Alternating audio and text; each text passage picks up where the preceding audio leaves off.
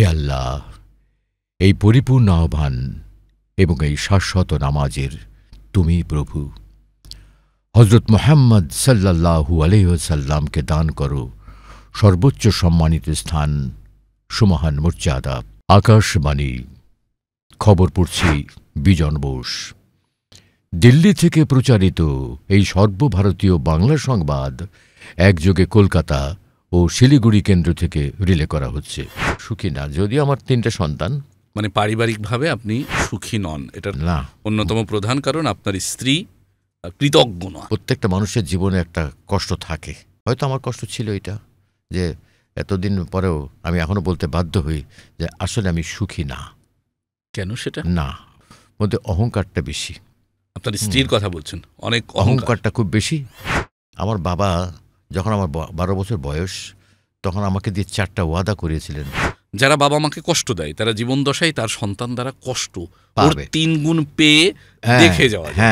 চারিপাশে আমরা নজর রাখলে দেখতে পাবো যে তার বাবা মাকে কষ্ট দেওয়ার কারণে বাবা মায়ের অর্থ আত্মসাৎ করেছে। এই যে দেখি, সাধারণত আমি ডকুমেন্টারি যেটা করি, পার পেজ আমি 3000 টাকায় পড়ি করে গেছি, এবং আমি নিজেকে এমনভাবে আমি প্রস্তুত করেছি যে কোনোদিন যদি খুলনা ভেতরে কাউকে প্রথম নেওয়া হয় তা আমি যাব।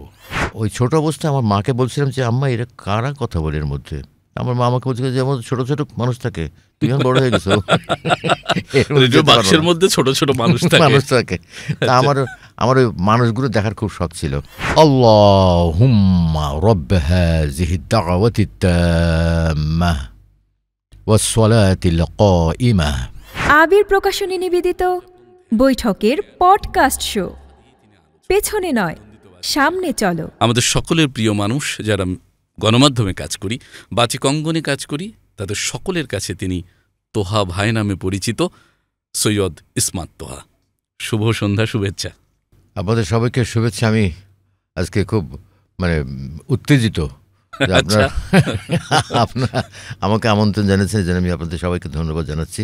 সত্যি কথা বলতে কি, আমি কোনোদিন কারো কোনো ক্ষতি করিনি, কিন্তু আমার জানা মতে মনে পড়ে না আমার। প্রচার হচ্ছে প্রতি বৃহস্পতিবার সন্ধে 6টায় বৈঠকের ইউটিউব চ্যানেল ও ফেসবুক পেজে। সেই হিসাবে আপনার রেটটা ভালো লাগছে। বেশি লাগলে নাও, ডকুমেন্টারি রেটটা ঠিক আছে, যে বেশি লাগলে পেজ বাড়বে, টাকা বাড়বে, হ্যাঁ, তখনই ডিরেক্টর কন্ট্রোল হয়ে যাবে। কথা হচ্ছে যে আমি ওই নিচে আমি করতে পারবো না, বলে দিচ্ছি আমি। গবেষণা, গ্রন্থনা ও উপস্থাপনায় হাসান মাহদি। জীবনের একটা তথ্য আমরা ফেলে এসেছি, আপনার ছেলে মেয়ে কয়জন? এই পর্বের অতিথি নন্দিত বাচিক শিল্পী সৈয়দ ইসমাত তোহা। প্রচার হবে 2 অক্টোবর বৃহস্পতিবার সন্ধে 6টায়।